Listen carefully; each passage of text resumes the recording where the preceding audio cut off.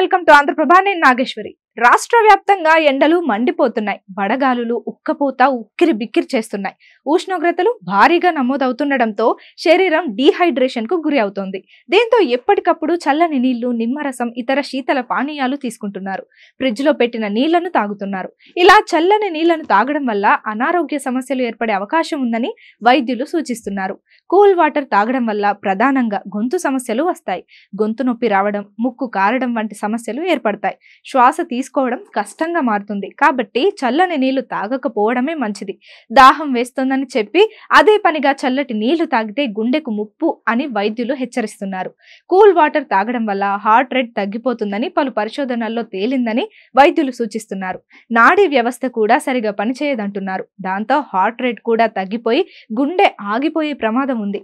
చల్లటి నీళ్లు తాగడం వల్ల తిన్న ఆహారం కూడా సరిగ్గా అరగదు. చల్లటి నీళ్లు పొట్టలో ఉండి ఆహారం అరగకుండా అడ్డుకుంటుంది. కడుపులో ఉష్ణోగ్రతల్లో ఒక్కసారిగా మార్పు రావడం వల్ల కూడా ఆహారం అరగదు. అంతేకాకుండా ఫుడ్ ప్రాసెస్ చేయడంలో కూడా ఇబ్బందులు తలెత్తుతాయి. చల్లటి నీళ్లు పళ్లలోని నరాలపై ప్రభావితం చూపిస్తాయి. దానివల్ల పన్ను నొప్పి వస్తుంది. పంటి సమస్యలు తలెత్తుతాయి. అందుకే తక్కువ కూలింగ్ ఉన్న నీళ్లను తాగాలి. అంతేకాకుండా నొప్పి ఎక్కువ అయితే ఖచ్చితంగా డాక్టర్ని సంప్రదించాలి. ఫ్రిడ్జ్ లో ఉంచిన వాటర్ కంటే కుండ నీళ్లు, మజ్జిగ లాంటివి తాగితే మంచిదని అంటున్నారు. పుచ్చకాయ, ఐస్ లేకుండా జ్యూస్ తాగడం, మజ్జిగ లాంటివి తీసుకోవడం వల్ల బాడీ హైడ్రేటెడ్ గా ఉంటుందని, ఎండ దెబ్బ తగలకుండా ఉంటుందని డాక్టర్లు చెప్తున్నారు.